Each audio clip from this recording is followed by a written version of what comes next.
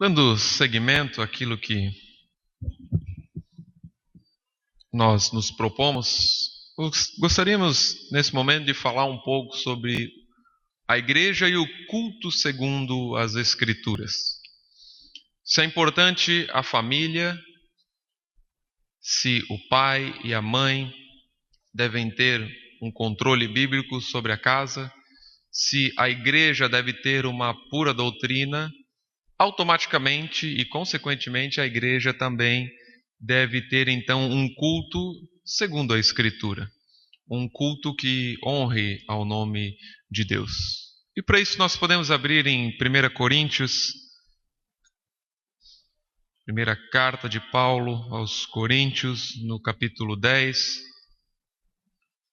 no conhecido versículo 31. 31.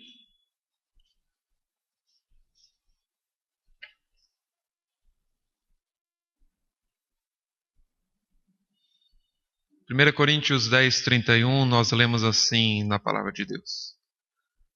Portanto, quer comais, quer bebais, ou façais outra qualquer coisa, fazei tudo para a glória de Deus.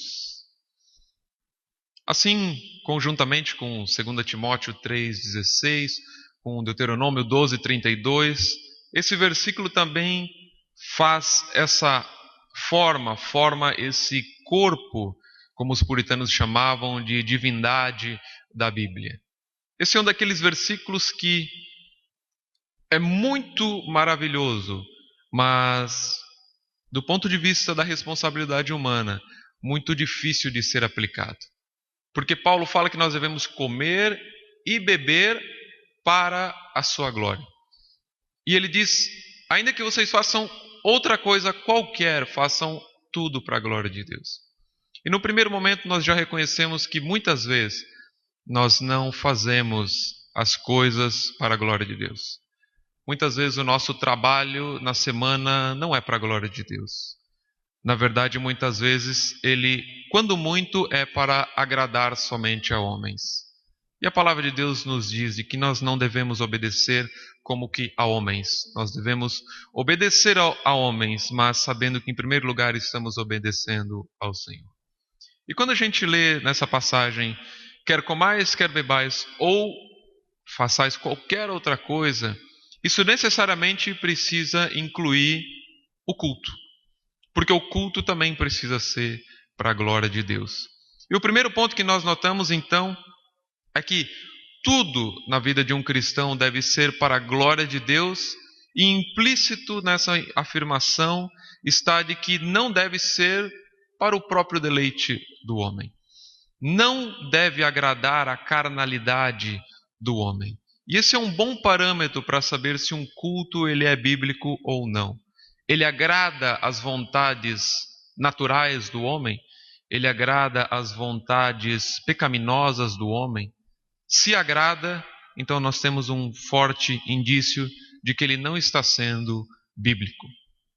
E para que a gente entenda como que é um culto, segundo as Escrituras, de uma maneira resumida, nós precisamos ter em mente que o alvo do culto é o Senhor Jesus. O alvo do culto é Deus soberano. O alvo do culto é o Espírito Santo que ministra em nossos corações. Não um culto para cada um deles, mas um culto ao Deus Trino.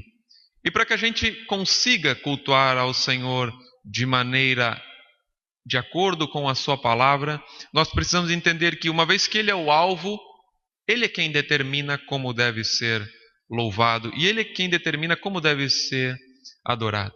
Quando nós vimos pela manhã a igreja e a família, nós notamos que na casa quem arquiteta o lar, quem arquiteta a moradia, quem dispõe dos móveis, quem dispõe do horário para comer, quem dispõe do tipo de pintura, quem dispõe de absolutamente tudo, é o pai. É o pai, na prática, em conjunto com a mãe, mas trazendo para a autoridade do pai. É ele quem coordena todas essas coisas. E se nas coisas naturais, se nas coisas elementares, nós entendemos que quem é dono manda, Por que muitas vezes nós somos tão tendenciosos a não desejar fazer isso no culto, que é um culto justamente ao Senhor? Então, Deus determina como deve ser cultuado, porque é Ele quem está sendo cultuado. E nós vivemos hoje numa sociedade muito hedonista, muito do prazer, onde eu vou para o culto para me sentir bem pelo que Deus vai fazer por mim. E se essa fosse uma afirmação levada a cabo de maneira piedosa, não haveria nenhum problema, porque os cristãos têm prazer de ir ao culto por aquilo que o Senhor faz por eles. Mas muitas e muitas vezes os cristãos vão até o culto simplesmente para deleite da própria carne, simplesmente para conversar, simplesmente para cantar aquela música que eles gostam de pular junto com ela, simplesmente para chorar quando determinado líder de louvor fala alguma coisa ou toca um determinado acorde. E quando nós falamos isso, nós temos que ter bastante em mente que terrível coisa é ficar fazendo juízo das outras pessoas, exceto, como dizia um puritano, se for para magnificar a glória de Deus. E por que digo isso? Porque hoje, boa parte de nós, com entendimento calvinista, reformado, puritano, muitas vezes nós somos tendenciosos a pegarmos a sã doutrina e praticamente a colocarmos na nossa arma e sairmos atirando para todos os lados, não desejando a edificação do próximo, mas desejando a mutilação do próximo. Nós temos, pela nossa carnalidade infeliz por causa do pecado, um desejo muito grande de falar mal do culto do outro, falar mal do culto da igreja da esquina. E muitas vezes nós nos esquecemos de que em tempos passados talvez, nós já tivemos um culto, se é que era um culto, completamente fora das Escrituras. E eu digo isso porque hoje pode parecer que o desejo aqui seja destruir outras formas de culto e instituir a forma que nós achamos bíblica. Pelo contrário, nós estamos aqui com grande humildade para mostrar, segundo aquilo que a história nos diz e segundo o que a Bíblia nos diz, como é um culto segundo as Escrituras. E uma vez que o culto é segundo as Escrituras e ele não é baseado no nosso próprio querer, nós precisamos ver o que a Bíblia fala sobre cultuar ao Senhor. E muitas vezes nós escutamos algumas coisas sobre o culto que não nos são agradáveis à mente, não são agradáveis ao nosso coração. Particularmente, não cresci numa igreja puritana e eu receio que nenhum dos irmãos tenha crescido numa igreja puritana e talvez nem mesmo calvinista. Isso significa dizer que nós todos já passamos por várias experiências de culto. E quando nós falarmos aqui quais são alguns apontamentos do culto, não leve isso como uma ofensa ao seu passado. Não leve isso como uma ofensa àquilo que você viveu. Porque muitas vezes essa a disposição do nosso coração. Nós ouvimos e pensamos, o pregador está falando mal da minha família, que serviu na igreja, e minha tia fazia isso. Meu pai foi pastor por tanto tempo e ele fazia exatamente isso que ele está condenando. A Bíblia precisa tratar a nossa vida, quer doa, quer não. Na maioria das vezes dói, assim como ele tratava o povo de Israel com algum sofrimento no deserto, assim como ele trata a sua igreja, assim como o irmão Joelson leu a carta de João, a revelação de João no seu Apocalipse, e o Senhor Jesus então relatando alguns erros graves que as igrejas tinham. Então o primeiro ponto é esse, de que Deus determina o culto, não a minha vontade, não o meu estilo, não a minha forma de balançar a cabeça na hora da música, não o meu desejo de ter um culto conforme a minha vontade. Pelo contrário, a Bíblia condena o culto segundo a vontade dos homens. E depois de entender que é Deus quem institui o seu culto, nós precisamos entender que Antigo e Novo Testamento são uma mesma unidade. Antigo e Novo Testamento não possuem um abismo entre eles que os separa. Nós costumamos dizer que há uma folha na Bíblia que ela é quase maligna. que é essa folha aqui, que divide Malaquias com Mateus. Essa folha aqui causa um terrível problema na sociedade cristã de hoje. Porque muitas vezes essa folha ela não é interpretada como uma mera divisão para nós nos acharmos melhor. Ela é tratada como se aqui no meio houvesse um abismo e o Deus da nossa esquerda fosse um e o Deus da nossa direita fosse outro. Que na esquerda, no Antigo Testamento, a lei, na direita, a graça. Na esquerda, a punição de Deus, na direita, há somente bênçãos sem medida. E a verdade é que, como já disse certo homem, há evangelho na lei e a lei no evangelho. Essas duas coisas precisam então estar sempre unidas. Por quê? Porque a forma de culto foi primeiramente instituída onde? No Antigo Testamento. A forma de culto foi primeiramente dada ao povo de Israel já com Moisés, já naqueles tempos pretéritos. Isso significa dizer que nós temos que estudar o tabernáculo, nós temos que estudar o templo, nós temos que estudar os sacerdotes, os levitas, o povo, todos aqueles elementos dentro do templo, e depois de nós estudarmos tudo isso, nós poderemos ter uma ideia de como funciona o culto para o crente no dia de hoje. Por que nós dizemos isso? Porque Deus havia instituído um culto no Antigo Testamento. E não há nenhuma razão, então, para que nós creiamos que ele não instituiu um no Novo Testamento. Nós, muitas vezes, durante muito tempo, preguei a falsa ideia de que o culto ele tem que ser segundo a Escritura, mas de que o culto pode ser feito conforme o gosto de cada um. Isso é pregar uma pluralidade, isso é seguir outros deuses, isso é crer que na Bíblia existem várias verdades e cada um age conforme a luz que entende iluminar a palavra de Deus. E esse é o jeito, não de Cristo tratar a sua igreja, com diferentes luzes. Tiago nos diz que Deus é o Pai das luzes. Então, todas as iluminações que nós temos para a Bíblia devem vir somente da palavra de Deus, devem vir somente da Escritura. E nós precisamos, então, analisar algumas coisinhas relacionadas ao Antigo Testamento para nós entendermos como que funciona o culto. Rapidamente, temos que fazer a distinção entre culto público e culto particular. Culto particular, a vida de cada cristão. Talvez a melhor forma de resumir como deve ser o culto particular seja exatamente 1 Coríntios 10:31, fazer qualquer coisa para a glória de Deus. Isso responde àquela grande indagação: como eu posso ser um servo cristão? Como eu posso ser um empregado cristão? Como eu posso ser um patrão cristão? Paulo responde: vivendo para a glória de Deus.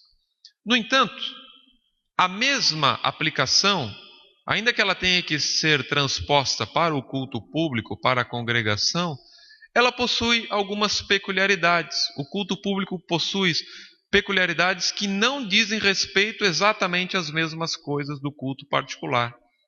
E um breve exemplo: nós podemos acordar pela manhã, ainda na cama, deitados, um pouco sonolentos, como deve ter sido nessa manhã, e a primeira coisa talvez que nós pudéssemos fazer é uma pequena oração. Senhor, obrigado porque tu me acordaste nesse dia, obrigado porque hoje tem a conferência, obrigado porque nós vamos até os irmãos, vamos os conhecer. E você faz essa pequena oração e levanta. Depois você escova os dentes e agradece novamente ao Senhor, se alimenta, dirige o carro e sempre orando, sempre agradecendo ao Senhor. Não deixa de ser um culto particular. Agora, nenhuma dessas atividades, por óbvio, pode ser trazida para o culto público. Eu não posso trazer esses elementos da minha vida, do meu cotidiano, e querer implementar no culto público, como se só pelo simples fato de Deus aceitar a minha oração na cama, Ele aceite a minha oração também deitado no culto público. E é bastante simples, mas comumente é confundido essas duas esferas. Comumente elas acabam se intercalando de uma maneira terrivelmente maligna. Por quê?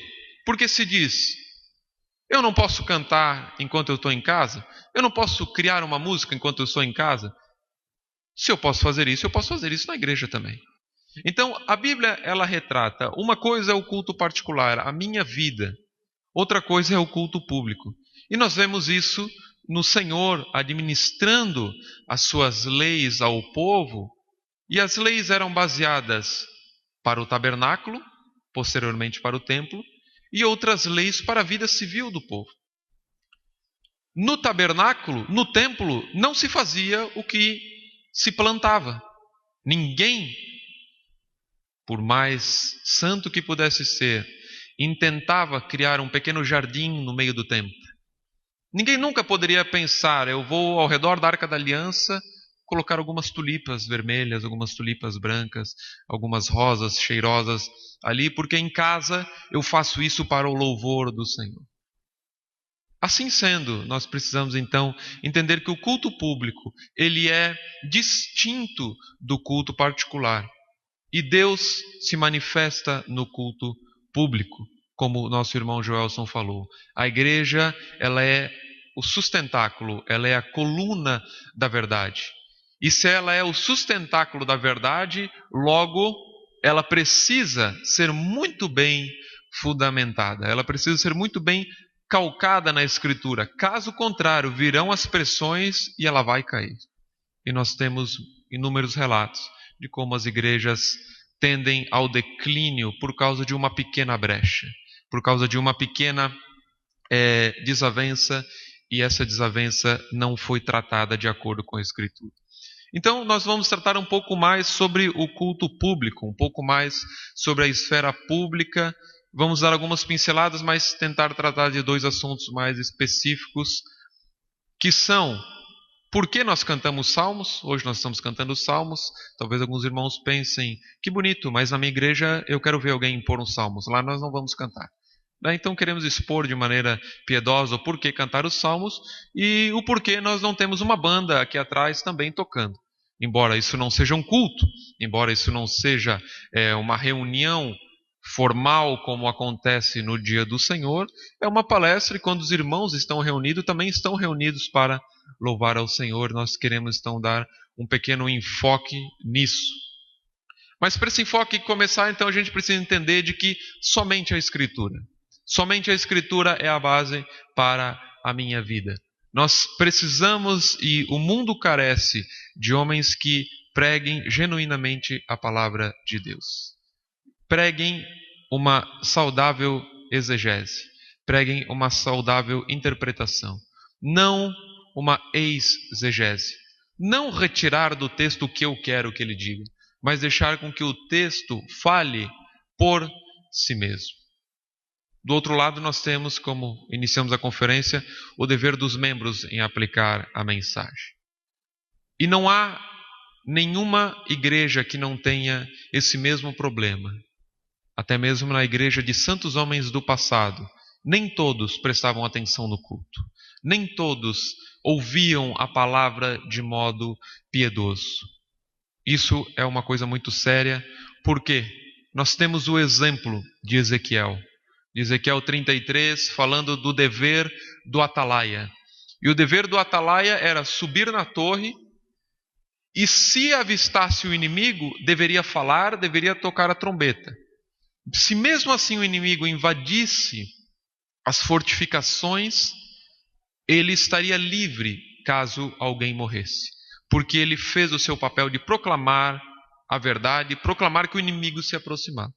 No entanto, o Senhor dizia que, caso o atalaia não avisasse do perigo e alguém morresse, a pessoa que morreu seria culpada, porque mesmo ela não ouvindo, ela sempre deveria estar preparada, mas o atalaia também seria culpado, porque ele não deu o alerta, porque ele não tocou a trombeta que fala e ruge contra o inimigo. Assim também, então, é um dever duplo, tanto do ministro que prega a palavra de Deus, como da congregação em aplicar a palavra de Deus. Nunca um ministro e a igreja devem estar em oposição. Caso contrário, o ministro ele terá que ser um convencedor em vez de ser um ministrador. E Paulo nunca buscou convencer ninguém. Paulo diz que nunca pregou para que as pessoas fossem persuadidas por argumentos. Ele pregou no poder da palavra de Deus, é o que ele escreve então aos irmãos em Corinto. Algo muito negligenciado, alguns autores também santos eventualmente erram nessa parte, que é desconsiderar algo muito importante, que é a lei cerimonial. A lei cerimonial do Antigo Testamento. E por lei cerimonial nós estamos falando do quê? Dos rituais chamados sangrentos, aqueles que requeriam o sangue de animais. Estamos falando do modo correto de se fazer o incenso. Estamos falando do modo correto de oferecer o holocausto, do modo correto de se matar o animal. E o que tudo isso tem a ver para nós hoje é que a lei cerimonial não foi abolida. Nós nunca lemos em lugar algum da Escritura que a lei cerimonial foi abolida. Nós lemos que ela foi cumprida em Cristo Jesus. Então nós temos ainda holocausto, mas um único holocausto, que é Cristo Jesus, não sendo mais sacrificado, mas uma vez sacrificado de uma vez por todas. Então esse aspecto da lei cerimonial ainda continua, ainda temos um único holocausto, perfeito, maravilhoso e que não necessita ser substituído. Nós ainda temos vestes sacerdotais, mas essas vestes são agora o sangue de Cristo, que já era representado nos corpos dos sacerdotes. Nós ainda temos levitas, que não são os que tocam, que são todos os cristãos. Nós ainda temos incenso, como o Salmo diz e como o Apocalipse revela, são as orações dos santos. Então a lei cerimonial ela é um grande padrão para nós ainda hoje. Então para que a gente entenda como deve ser o culto, se faz necessário que nós aprendamos como funcionava a lei cerimonial. Pois, como nós vimos anteriormente, se a igreja é o templo de Deus, se a igreja é a habitação de Deus, e no Antigo Testamento a habitação de Deus tinha regras, tinha regulamentos e formas de se exercer o sacerdócio, não há nenhum motivo para que a gente não creia que não precisamos mais de regulamentos. E vem a questão chave então para nós entendermos o que o cristão pode fazer no culto. Ele pode fazer tudo aquilo que não é proibido ou ele deve fazer somente o que é autorizado? Esse foi o grande debate. Esse foi o grande debate que muitos homens do passado travaram. E convém nós lembrarmos então em Deuteronômio 12, versículo 32. Nosso irmão Joelson já o citou. Deuteronômio 12, 32. Diz assim a palavra de Deus: tudo o que eu te ordeno observarás para fazer, nada lhe acrescentarás, nem diminuirás. O que nós temos aqui é uma evidência clara de que o cristão só deve fazer o que está escrito. Logo, tudo que não está escrito é proibido. E as pessoas pensam, mas calma lá, não está escrito que nós temos que ter cadeiras. Não está escrito que nós temos que se reunir em determinado horário no dia do Senhor. Não está escrito que nós temos que ter muitas das coisas que são naturais. E como que nós resolvemos esse impasse? Esse impasse é resolvido por uma questão muito simples. Naquilo que Deus ordenou, nós praticamos conforme Ele não ordenou. Naquilo em que Ele ordenou, nós praticamos conforme Ele ordenou. E naquilo em que Ele não ordenou, mas que é necessário a nós, por exemplo, Ele nunca ordenou nenhum homem a colocar um casaco quando faz frio, nós nos guiamos pelo que Ele colocou em nós também, que são razões, que são sentimentos, que é a sensibilidade da pele que nos diz. Tudo isso revela como Deus guia o seu povo de maneira bastante específica. Então, a lei cerimonial no Antigo Testamento, ela tinha muitas e muitas regras que deveriam ser cumpridas, visando sempre quem? Cristo Jesus. Visando sempre a glória do Senhor em dar pequenos lampejos de Cristo que viria. Tanto é verdade que isso precisou ser feito durante tantos milhares de anos, que quando Cristo vem e diz que colocaria abaixo aquele templo, os judeus ficam escandalizados. Como pode? A lei de Moisés nos diz que nós temos sacrifício, temos holocausto. Como pode ser que de repente vem um homem e diz que colocará tudo isso abaixo? E assim como aqueles homens tiveram dificuldade de entender que a lei cerimonial não havia acabado, mas ela havia se cumprido, nós também precisamos entender isso, porque isso vai refletir inegavelmente nas nossas práticas cristãs e nas nossas práticas congregacionais. Nós podemos abrir a nossa Bíblia em 2 Crônicas, capítulo 5,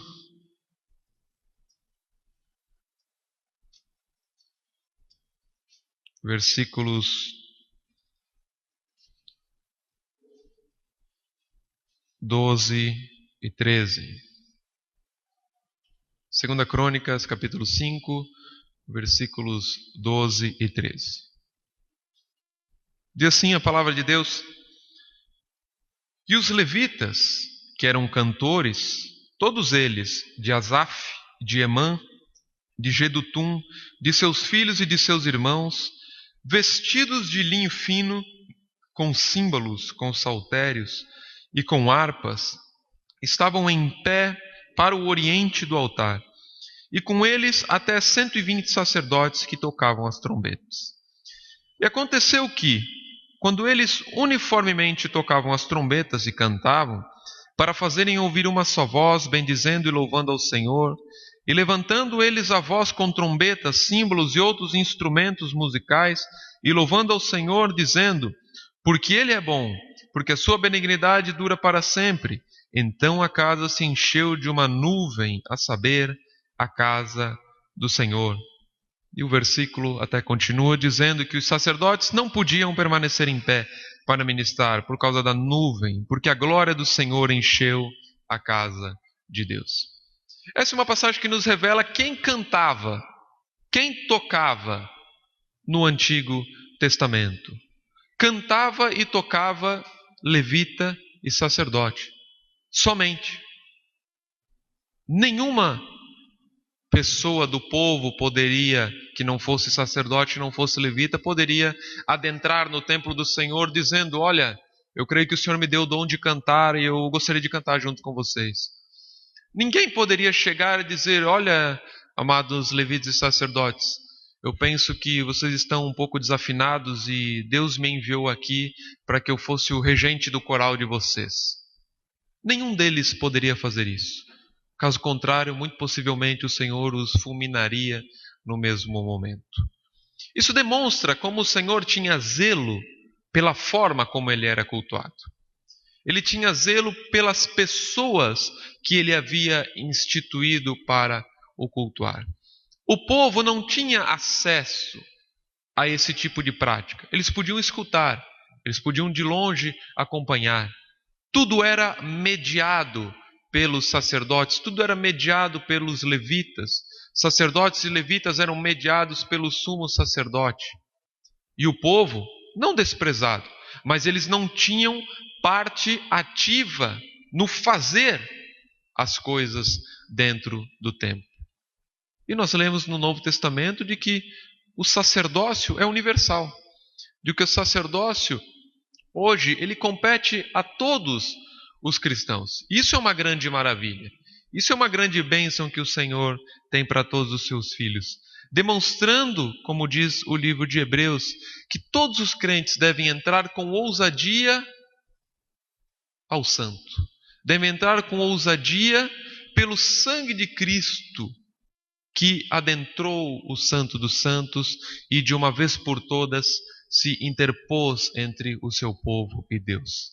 Então hoje os crentes, todos eles podem se achegar diante de Deus, e isso é algo de indizível, ou deveria ser algo de indizível alegria para nós. E quando nós olhamos no livro de 1 Crônicas, no capítulo 6, 1 Crônicas 6, versículo 32,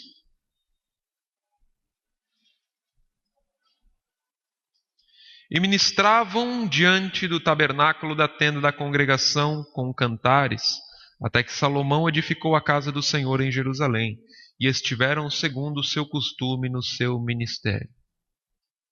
Se você voltar uma página, ou se a sua página for menor, olhe quantos nomes há antes desse versículo 32. Muitos. E o versículo 32 então começa: e ministravam diante do tabernáculo. Quem ministravam? Esses homens naquela geração. E somente eles. Ninguém mais. Isso demonstra como há uma regra inflexível na palavra de Deus. Isso se traduz em dizer também de que todas as composições dentro do tabernáculo e posteriormente dentro do templo, tabernáculo era aquele em que os levitas desmontavam e montavam conforme a nuvem do Senhor se levantava. Como todas as canções eram inspiradas pelo Senhor. Eles serviam ao Senhor de acordo com a inspiração que o Senhor dava a cada um deles. Nenhum deles poderia compor simplesmente a sua música. No campo de batalha, os guerreiros, no campo de plantação, os fazendeiros, cada um deles poderia entoar ao Senhor baseado em tudo aquilo que acontecia. Mas no templo, por Deus, embora não habitar em templos feitos por mãos humanas, e sim na sua igreja, tinha por bem que durante aquele período de tabernáculo e templo, o povo de Deus compreendesse que eles deveriam adorar estritamente conforme o Senhor havia ordenado. Se eram os sacerdotes, se eram os levitas quem comandavam o culto ao Senhor, então nós temos que ter muito cuidado para que a gente não intente acrescentar coisas hoje ao culto do Senhor. Não é porque hoje todos os crentes são sacerdotes que nós podemos apresentar qualquer coisa ao Senhor. É algo bastante grave nós queremos introduzir um fogo estranho diante do altar de Deus. Então isso precisa ficar bem evidente no Antigo Testamento. Levitas e sacerdotes comandavam o tocar e comandavam o cantar, e o que cantar e como tocar.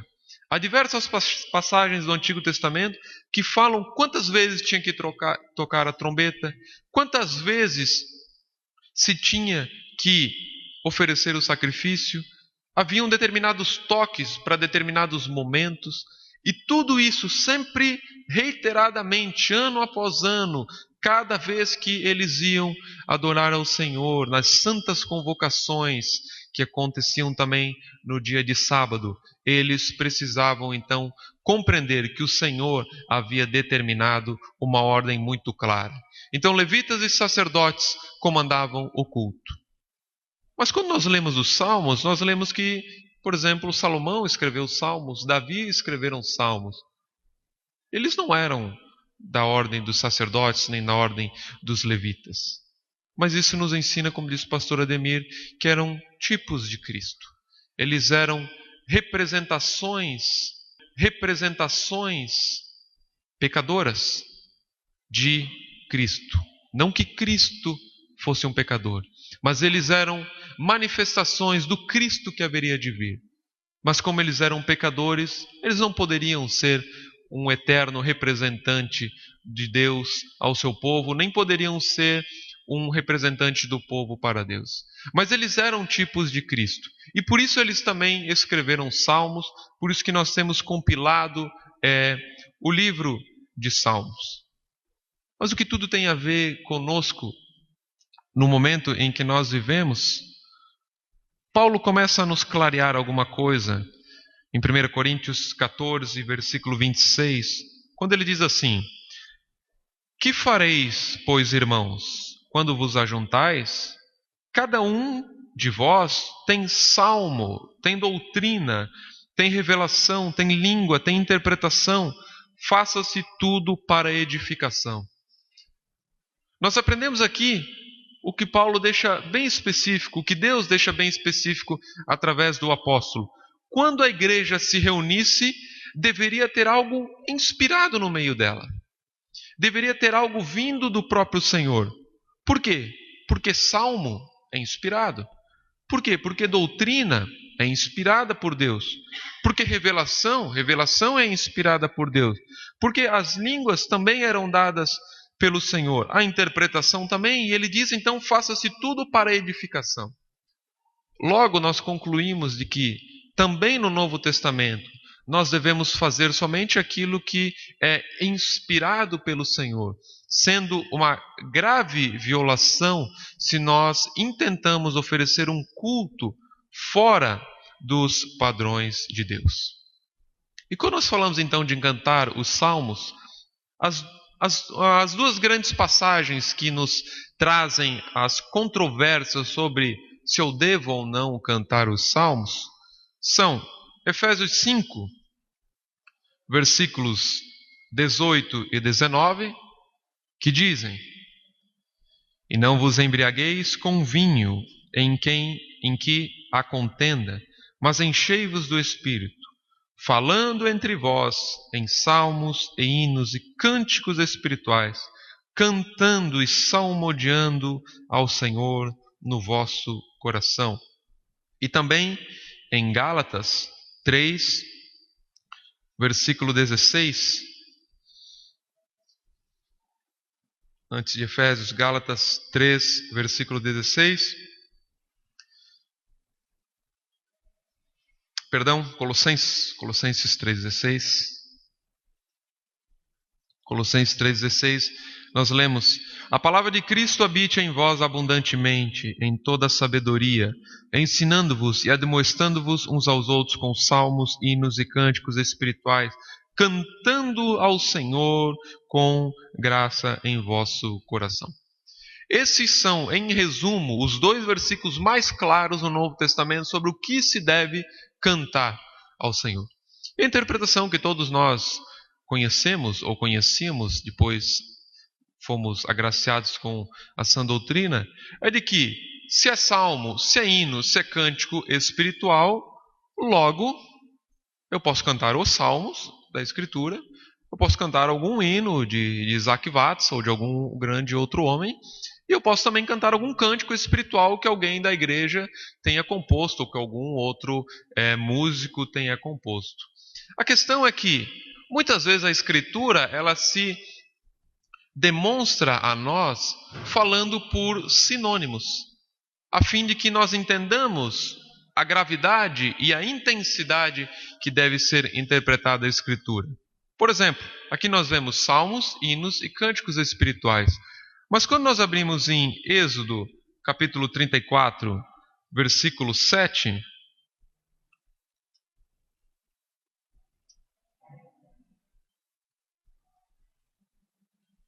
nós lemos o seguinte: que Deus guarda a beneficência em milhares.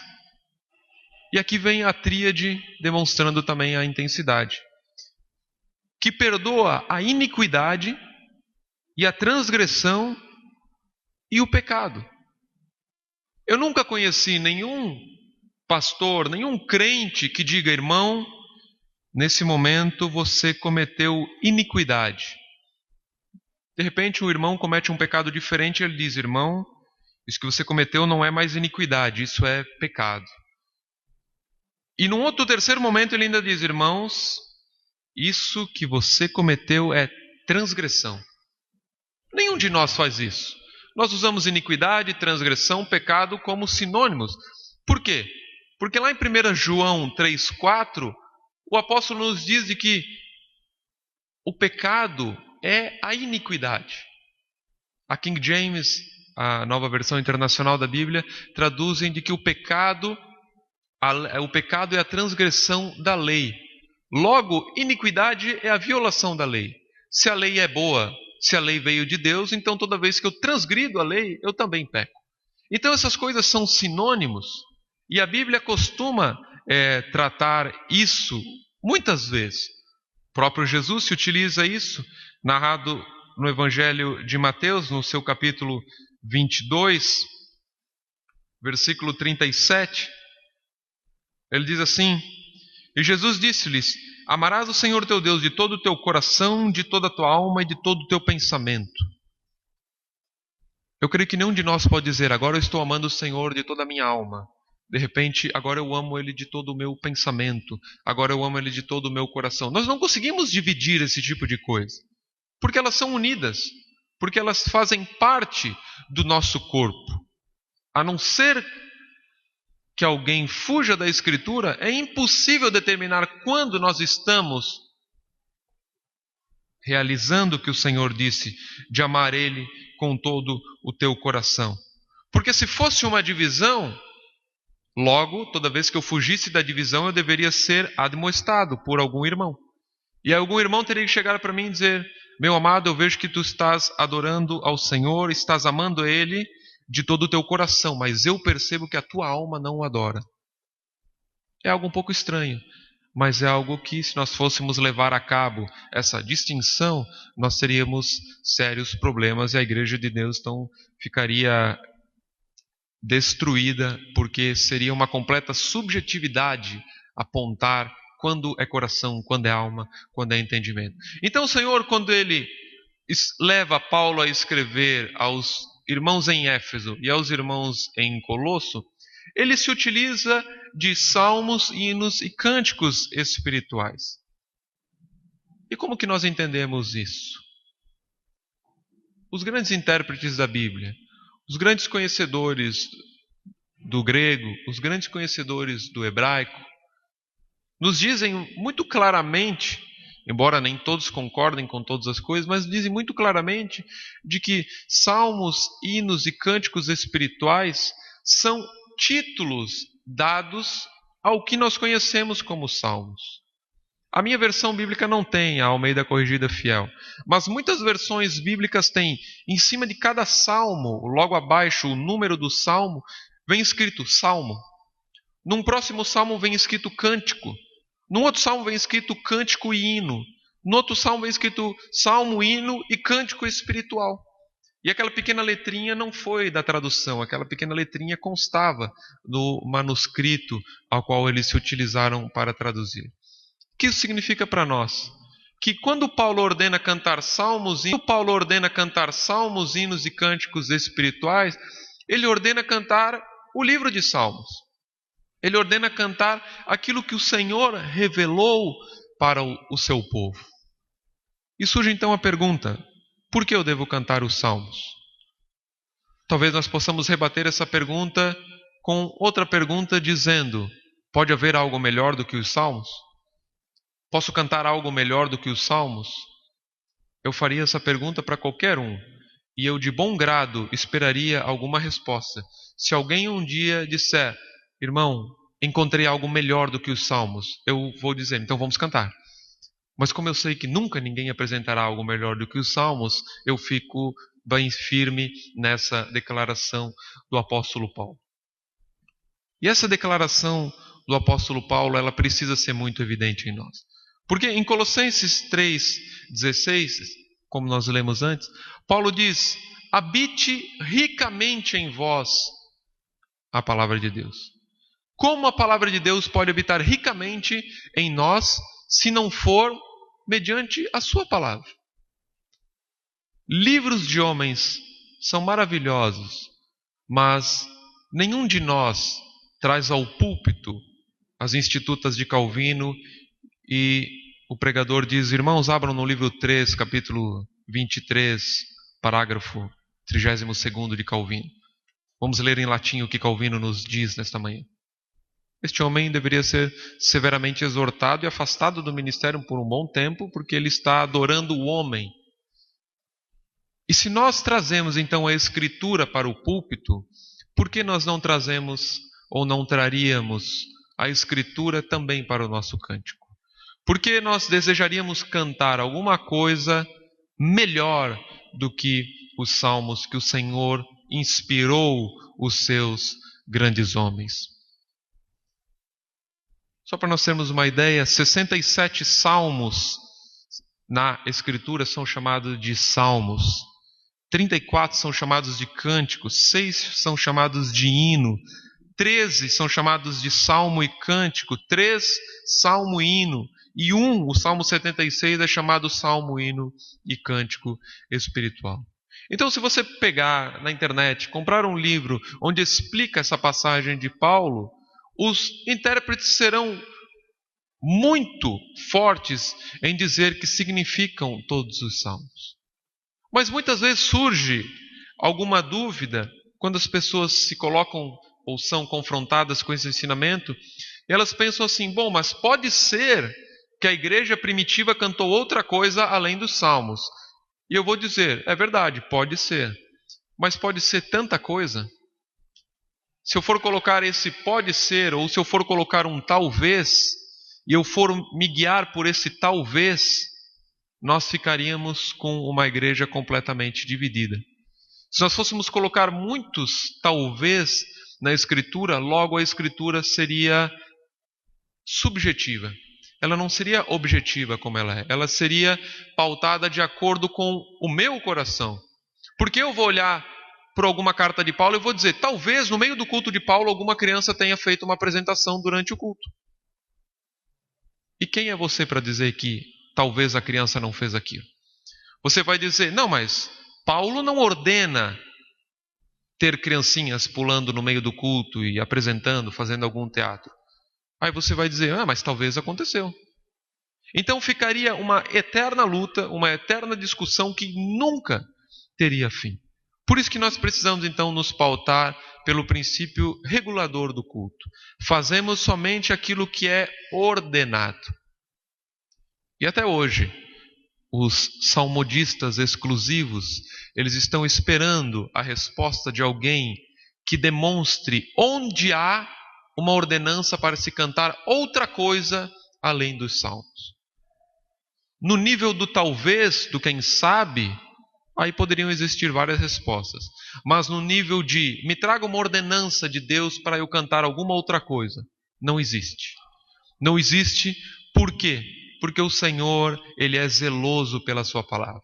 O Senhor, Ele é zeloso pelo seu culto. E Ele não admite ser louvado com palavras feitas por homens. E aí vem a indagação mais comum. Mas se eu prego usando palavras de homens, por que eu não posso cantar usando palavras de homens? E a resposta é bastante simples. Porque Deus me deu um livro para cantar. E Ele não me deu um livro para pregar. Em verdade, Ele nos deu um livro para pregar. Toda a Escritura. Mas Ele nos ordenou para que nós cantássemos os salmos do Senhor. E aí vem outra indagação, mas os salmos não falam de Cristo. Se isso não é blasfêmia, isso flerta completamente com a blasfêmia. Porque Lucas, capítulo 24, versículo 44, Lucas 24, 44, Jesus diz essas palavras. E disse-lhes, são essas as palavras que vos disse, estando ainda convosco, que convinha que se cumprisse tudo o que de mim estava escrito na lei de Moisés e nos profetas e nos salmos. Logo, os salmos falam sempre de Cristo. Sempre falam de Cristo. Todo salmo fala de Cristo. Talvez a única verdade na afirmação de que o salmo não fala de Jesus é que não trata o nome Jesus literalmente. Mas fala do templo, fala do sacrifício, fala do incenso, fala das guerras sendo vencidas pelo poder do Senhor. E o que é isso senão o próprio Cristo? O que é isso senão o próprio Senhor se revelando? E o Novo Testamento deixa bem claro, então, de que todas essas figuras, todos esses cheiros, todos esses tocares que o povo de Israel, o povo de Deus, tinha no Antigo Testamento, eles viam um templo, eles sentiam a fumaça do animal queimando. Nós nunca devemos imaginar que aquele templo fosse cheiroso, porque ele deveria ser algo completamente fedorento, porque carne queimando é muito mal cheirosa. Ainda mistura incenso junto, devia ser um sentimento, uma ocasião bastante peculiar àqueles homens do Senhor. Tudo isso era palpável, era visível aos homens de Deus. E hoje nós temos algo muito melhor do que isso. Nós temos Cristo que já veio e o Espírito Santo habitando na sua plenitude sobre a sua igreja. E muitas vezes nós queremos voltar para aquilo que era sombra. Muitas vezes nós queremos voltar para aquilo que o Antigo Testamento apenas indicava. E do que nós estamos falando? Estamos falando agora dos instrumentos musicais. Porque os instrumentos musicais também eram uma sombra daquilo que haveria de vir. Mas antes de nós entrarmos nos instrumentos musicais, muitas vezes as pessoas dizem: bom, mas eu não vou cantar um salmo, ou eu também vou cantar os salmos, vou cantar algumas outras coisas, porque há um versículo, nos dizem, que diz assim: cantai um novo cântico. Mas esse é o problema do cantai um novo cântico. A palavra novo, se você pegar algum dicionário bíblico, não é novo de inovação. É novo de entendimento renovado. E não um acréscimo. Porque se for assim, quando Cristo disse: um novo mandamento vos dou, e ele diz que nós devemos amar ao Senhor Deus e amar os nossos próximos como a nós mesmos, nós devemos entender duas coisas. Ou que ele de 10 mandamentos passou para 2, porque ele disse que estava falando 2, ou que ele tirou 10 e só deixou 2. E nenhum cristão em sã consciência faz isso. O que nós entendemos ali, o que é claramente dito nos 10 mandamentos. Os primeiros 4 mandamentos referentes ao Senhor e os últimos 6 referentes ao nosso próximo. Então, quando Cristo fala um novo mandamento, quando a Bíblia nos diz um novo cântico, não é um novo cântico, não é compor novas coisas, mas é cantar, é entender com uma compreensão renovada da palavra de Deus. E nós vemos que é isso que Jesus, é isso que os apóstolos faziam com aqueles judeus que viveram tanto tempo nas sombras. Eles precisavam sempre renovar aquilo que eles haviam aprendido, porque eles tinham muita dificuldade de entender que templo era a igreja, não existia mais algo físico. Aquela mulher samaritana diz: Senhor, onde devemos adorar? E o que Jesus diz? Está chegando a hora, de fato já chegou, que os adoradores adorarão em espírito e em verdade. Isso foi para uma mulher samaritana que Jesus diz: vocês adoram o que não conhecem. Quanto mais forte era essa palavra para os judeus, que haviam recebido de Moisés uma indicação do que deveriam fazer, e Jesus então vem e diz: tudo isso se cumpriu, agora vivam somente na realidade. Sobre os instrumentos, nós podemos ter algumas características muito fortes. Olhem em Efésios 5,19 mais uma vez. E essa é a graça da Escritura. Nós nunca precisamos recorrer a nada, exceto a Escritura para explicá-la. Não precisamos recorrer a nenhum outro livro para explicar a própria Escritura. Outros livros clareiam a Bíblia, mas clareiam com a própria luz da Escritura, de acordo com a palavra de Deus. O versículo 19 diz o seguinte: falando entre vós em salmos, hinos e cânticos espirituais, cantando e salmodiando ao Senhor no vosso coração. Quando você olha essa passagem no grego, A palavra salmodiando ali, ela é psalos. E psalos significa exatamente no original dedilhar as cordas de um instrumento. Então Paulo está dando razão para os instrumentos. É verdade que Paulo não está, porque Paulo continua o versículo dizendo: salmodiando ao Senhor no vosso coração. Qual que é o entendimento que nós temos então? De que Paulo diz, numa maravilhosa metáfora, numa imagem magnífica que os cristãos devem carregar, de que nós devemos hoje dedilhar ao culto, no culto ao Senhor, não mais instrumentos que eram a sombra, mas nós devemos dedilhar a nossa vida como se fosse um instrumento afinado ao Senhor. Nós não necessitamos mais de instrumentos ao Senhor. Todas as vezes em que eu conversei, todas as vezes talvez que os irmãos conversaram com alguém que tinha instrumentos no culto, todos eles me disseram assim: não, instrumentos não são necessários. E eu dizia: então vamos retirá-los. Ah não, mas eles também não fazem mal. Quer dizer, é algo desnecessário, mas que se tirar gera um determinado problema. Muitos irmãos não sabem, mas eu, meu irmão, o irmão André, nós já tivemos uma igreja rock and roll. Já tivemos uma igreja do heavy metal mais pesado que existe na face da terra. E nós tínhamos show de rock dentro da igreja. Nós tínhamos músicas com toda forma de canto e toda forma de pegada musical que você possa imaginar. Até um dia que eu me deparei com um estudo sobre salmodia e não uso de instrumentos. E se eu tivesse tido a oportunidade, talvez eu mataria aquela pessoa que escreveu aquele estudo. Mas pela graça de Deus, o Senhor vai trabalhando na nossa vida. Até mesmo naqueles tempos passados, utilizou o irmão Ademir para ter muita calma comigo, para que me explicasse o porquê, dando os apontamentos iniciais, a fim de que nós pudéssemos então compreender a verdade bíblica. E eu cito esse exemplo, embora nenhuma palestra deva ser centrada no homem, para demonstrar que eu não cresci num lar puritano e essa doutrina não me acompanha desde o meu berço. Ela é bastante recente para mim, e creio que para alguns dos irmãos também seja bastante recente.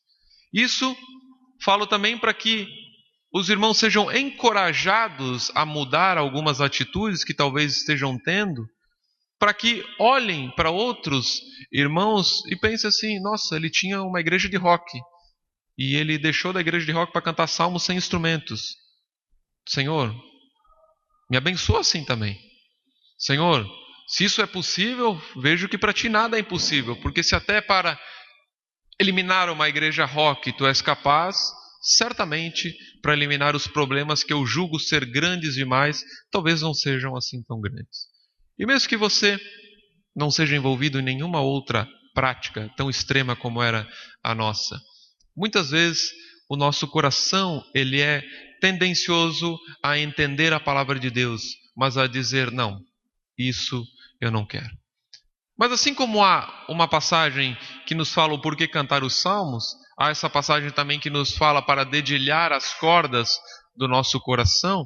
Há também uma passagem no Antigo Testamento que fala de como os instrumentos estavam ligados à lei cerimonial. E essa passagem é 2 Crônicas, também 2 Crônicas, capítulo 29.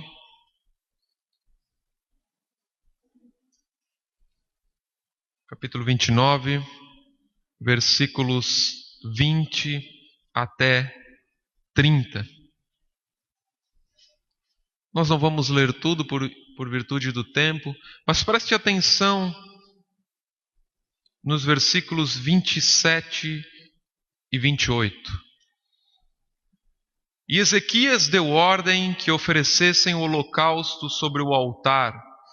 E ao tempo em que começou o holocausto, começou também o canto do Senhor, com as trombetas e com os instrumentos de Davi, rei de Israel. E toda a congregação se prostrou quando entoavam o canto e as trombetas eram tocadas. Tudo isto até o holocausto se acabar. que nós temos nessa passagem é que se cantava e se tocava enquanto o holocausto permanecia queimando. Quando cessava, quando aquele animal virava cinzas, parava-se o canto, parava-se o instrumento. E alguém pode pensar, bom, mas daqui dizia para parar o canto também. É verdade. Mas Paulo no Novo Testamento diz para nós cantarmos. Então nós cantamos. Mas Paulo não disse para nós tocarmos. Então nós não tocamos. Então essa interpretação da Escritura, ela não é fruto de reformadores, ela não é fruto de puritanos, ela não é fruto de absolutamente ninguém. Ela é fruto da própria Escritura. Ela é fruto daquilo que a palavra de Deus nos diz. E muitas vezes nós somos tendenciosos a querer rebater a doutrina bíblica com pressupostos pessoais, com sentimentos pessoais. Mais ou menos como, mas eu gosto de tocar violão. Eu gosto de tocar bateria. Eu toco bateria. Mas nem por isso eu levo a bateria para o culto. O fato de nós gostarmos de alguma coisa pode ser aplicado naquilo que nós começamos a falar, que é o quê? Um culto particular. Então, não há nenhum versículo que diga que instrumentos musicais sejam coisas do diabo. Não há isso. A Bíblia não fala isso. Quando nós cantamos os salmos, muitos e muitos salmos falam de harpa, falam de saltério, falam de símbolos. E como é que nós devemos cantar isso? Aí as pessoas nos dizem, vocês vivem uma contradição, porque vocês cantam sem instrumentos, músicas, salmos que falam de instrumentos. E nós respondemos isso então de maneira gentil, dizendo que tudo isso eram sombras daquilo que haveria de vir. Nós vivemos agora na plenitude. E viver na plenitude, meus irmãos, é muito melhor do que viver na sombra. Viver ao sol do meio-dia é muito melhor do que viver na noite. É muito melhor do que viver na escuridão. E hoje nós temos esse sol que brilha, que é Cristo Jesus. Pela graça do Senhor, o povo de Deus sempre teve também o seu sol. Mas esse sol muitas vezes era ofuscado por esse tipo de atividade ordenada pelo Senhor, mas, como dizia João Calvino, ainda na infância da igreja, ainda aprendendo os rudimentos necessários para a vida cristã. Tanto é verdade que eles não eram completos, que muitas passagens, cartas do Novo Testamento foram escritas para igrejas judaicas, porque aqueles irmãos ainda precisavam ter alguma compreensão do que dizia a Escritura do nosso Senhor Jesus Cristo. Então os instrumentos eles foram cumpridos na lei cerimonial. Os instrumentos eles foram cumpridos com o seu papel de agora ser aplicado em nosso coração.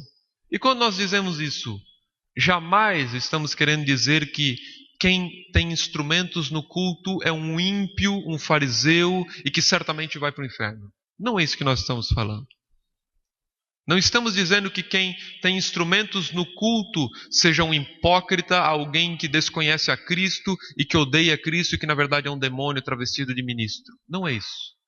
Mas nós precisamos entender, como disseram os apóstolos após serem chibatados, após serem molestados e ordenados a não mais pregar a palavra de Deus, eles disseram então, mais importa obedecer a Deus do que aos homens.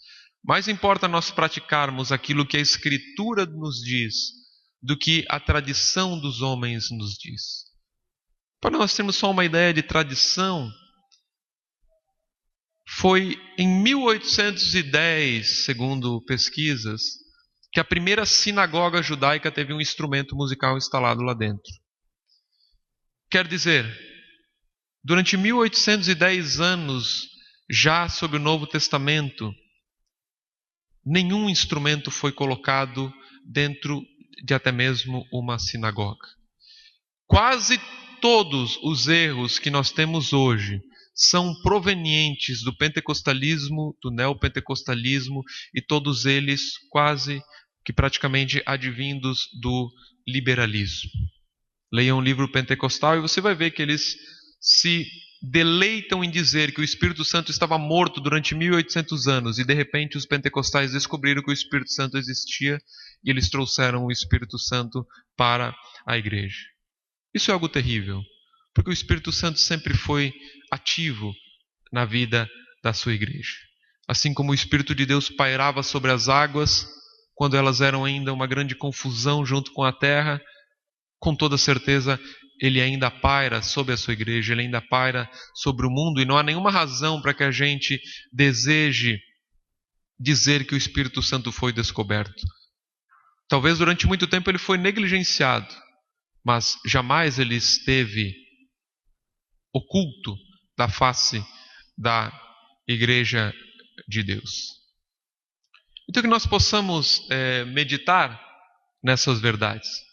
Que nós possamos meditar em que não há e não pode haver nenhum instrumento que comunique algo ao Senhor. Os instrumentos não são elementos indiferentes, como nós falamos anteriormente. Porque que é um elemento indiferente? É aquele elemento que não é ordenado pela Escritura, mas que pode ser necessário. Como, por exemplo, se vestir num dia de frio ou vestir uma roupa mais leve num dia de calor. Agora, não é indiferente aquilo que a Bíblia pontua. Não é indiferente aquilo que a Bíblia diz para fazer. Isso não é indiferente. Os instrumentos estavam no templo, estavam no tabernáculo, portanto, eles não eram algo indiferente. Um levita não poderia começar a tocar a trombeta quando quisesse. Era no momento em que Deus ordenava que ele tocasse a trombeta. Os sacerdotes não poderiam oferecer o sacrifício na hora em que eles devessem oferecer, na hora que eles quisessem oferecer. Tudo isso então demonstrando para a igreja hoje, que é o povo de Deus, a necessidade de nós entendermos que precisamos nos pautar pela Santa Escritura. Eu finalizo com Hebreus capítulo 13. Hebreus capítulo 13.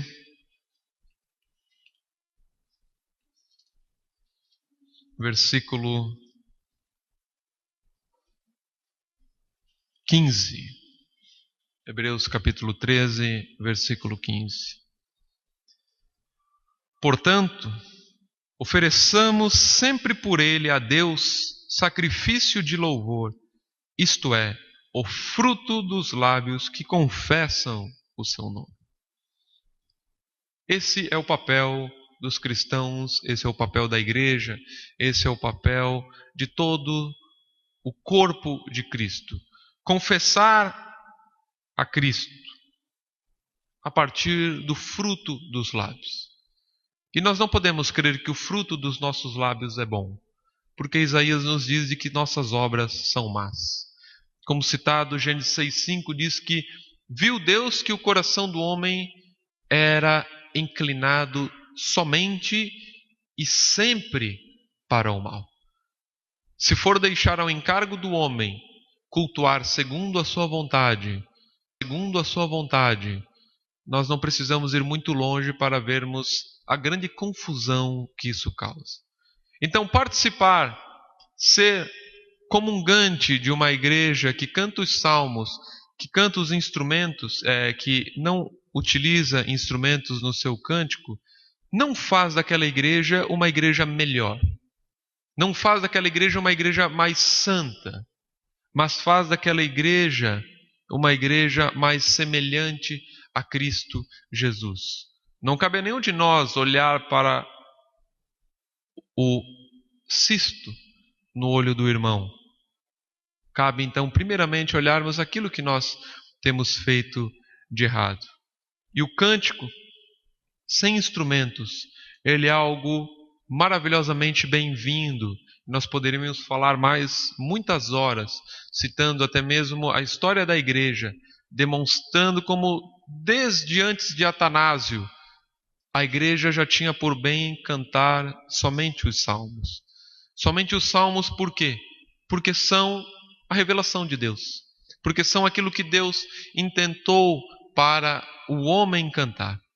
Que Deus nos leve então nessa tarde a um maior deleite pelos salmos, a um maior desapego às coisas materiais, a menos misticismo por detrás de um acorde e mais dedicação de coração para dedilhar as cordas do nosso coração. E que assim como em casa talvez alguém toque o seu instrumento e cuide dele e o afine, que a gente também cuide e afine o nosso coração. Que a gente cuide e afine a nossa própria vida, para que a gente possa ser dedilhado por Deus, para que Ele possa entoar glórias ao seu próprio nome através da nossa vida e através dos méritos de Cristo Jesus.